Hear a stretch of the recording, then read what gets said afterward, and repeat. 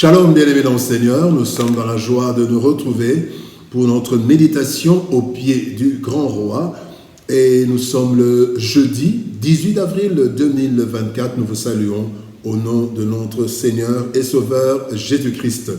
Pour notre méditation de ce jour, nous allons lire un texte dans la première lettre de Jean, chapitre 4, verset 4. 1 Jean 4, 4, nous lisons dans deux versions. Dans lui second, il est écrit « Vous, petits enfants, vous êtes de Dieu et vous les avez vaincus parce que celui qui est en vous est plus grand que celui qui est dans le monde. » Parole de vie 2017 nous dit « Vous, mes enfants, vous appartenez à Dieu et vous avez vaincu les faux prophètes. Voici pourquoi l'Esprit de Dieu qui est en vous est plus puissant que l'ennemi du Christ qui est dans le monde. »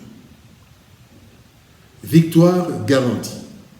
Victoire garantie, tel est le thème de notre méditation de ce jeudi 18 avril 2024. Bien-aimés dans le Seigneur, la Bible nous dit clairement que nous sommes en état de combat permanent contre un ennemi que nous ne voyons pas, mais qui utilise plusieurs intermédiaires pour nous combattre. Ici, par exemple, il y a des faux prophètes, il y a des magiciens, il y a toutes ces choses-là.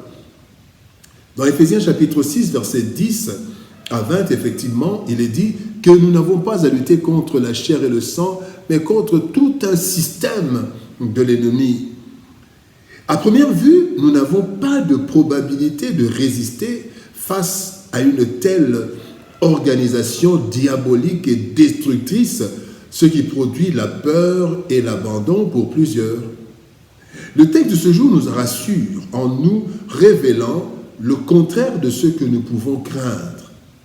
En effet, pour ceux qui sont à Dieu, la victoire est certaine, elle est garantie. Non à cause de leur force, mais à cause de la force de celui qui vit en eux.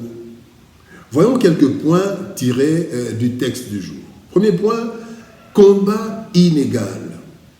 Éphésiens 6, 12 nous dit « Car nous n'avons pas à lutter contre la chair et le sang, mais contre les dominations, contre les autorités, contre les princes de ce monde de ténèbres, contre les esprits méchants dans les lieux célestes. » La puissance et l'expérience de notre adversaire, le diable, dépassent de loin les nôtres.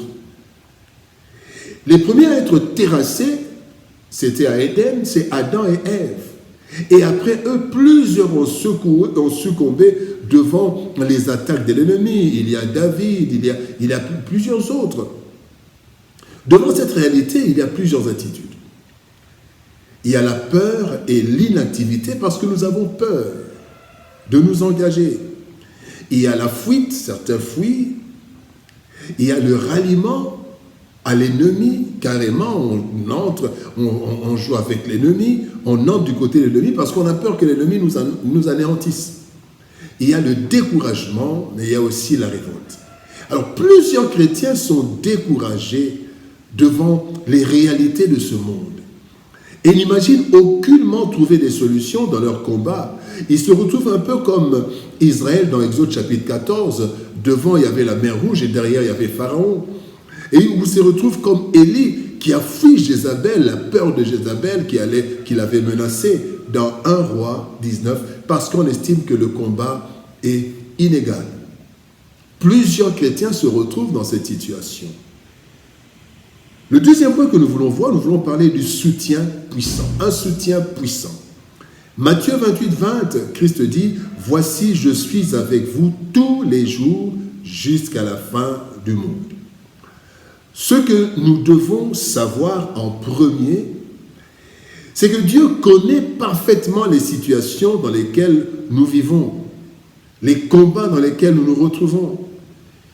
Christ évoque cela quand il demande à Dieu de nous préserver du mal. Dans Jean chapitre 17, verset 15, il dit « Je ne te prie pas de les ôter du monde, mais de les préserver du mal. » Il savait, et Christ a même dit à ses disciples, vous aurez des tribulations, mais n'ayez pas peur. En fait, c'est ainsi que Christ rassure ses disciples qu'il envoie comme des brebis au milieu des loups. Matthieu chapitre 10, verset 16, Christ le dit clairement. Voici, je vous envoie comme des brebis au milieu de loups. Mais il les rassure. Le soutien de Christ est élevé, car pourquoi? Parce que, premièrement, il a tout pouvoir. Matthieu chapitre 18, Matthieu 28, à partir du verset 16, et vous descendez, il a d'abord tout pouvoir, il est éternel et il est tout puissant. Alors quand il dit « je suis avec vous jusqu'à la fin », nous avons avec nous celui qui a tout pouvoir dans le ciel et sur la terre, nous avons avec nous celui qui est éternel, donc il sera toujours là, et celui qui est tout puissant.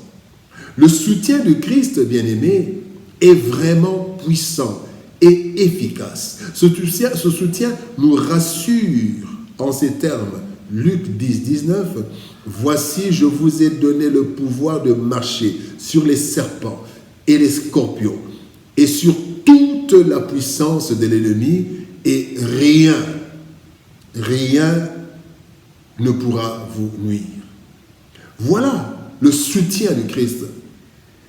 C'est vrai, le combat est illégal, mais nous avons un soutien, le soutien de Christ. Voilà pourquoi le troisième point que nous voulons voir, nous voulons parler de la victoire assurée. Nous parlons de la victoire garantie. Ici, nous parlons de la victoire assurée. Notre victoire, ta victoire, mon frère, ta victoire, ma sœur, est assurée. 1 Corinthiens chapitre 3, verset 16 nous dit « Ne savez-vous pas que vous êtes le temple de Dieu et que l'Esprit de Dieu habite en vous? Celui qui est en vous est plus grand que celui qui est dans le monde. » Il y a des combats que nous perdons ou des dangers qui s'abattent sur nous par manque d'une intervention rapide. Certains meurent car les soins sont arrivés en retard. Le temps que l'ambulance arrive, la personne meurt. Cela pourrait être aussi le cas pour les chrétiens. S'ils devaient attendre une intervention qui devait venir de quelque part, même l'intervention d'un ange qui devait venir de quelque part et venir jusqu'à nous. Gloire soit rendue à l'Éternel. Notre soutien puissant et efficace n'est pas loin.